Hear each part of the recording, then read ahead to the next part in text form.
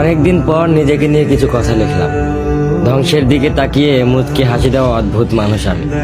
হয়তো আমি পাগল, হয়তো অনুভূতির ভিতরে কোনো এক গভীর অতল দুঃখ বাসা বেঁধেছে। তবুও নিজেকে জোর করে হাসাতে শিখে গেছি। যেদিন ভেতরটা একবারে ভেঙে গিয়েছিল, সেদিনও বাইরে থেকে এক চিলতে হাসি মুখে নিয়ে সবার সামনে দাঁড়িয়েছিলাম।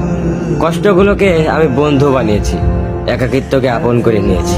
মানুষ ভাবে আমি হয়তো সুখী, শক্ত, নির্লিপ্ত, কিন্তু তারা জানে না প্রতি রাত আমার এক একটা লড়াই। নিজেকে নিজেই বুঝিয়ে রাখি তুই ভালো আছিস, অথচ আমি জানি আমি ভালো নেই। ভেঙে যাচ্ছি প্রতিদিন একটু একটু করে, আর এই ধ্বংস হওয়াটাকে যেন ভালোবেসে ফেলেছি।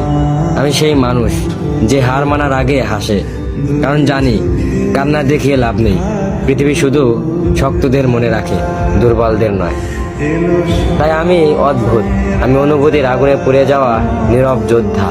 আমার জীবন কোনো সুখের গল্প নয়, এটা নিঃশব্দ বিপ্লব, যেখানে হাসির আড়ালে লুকানো থাকে হাজারো না বলা কথা, ভাঙা স্বপ্ন, হারিয়ে যাওয়া আমি।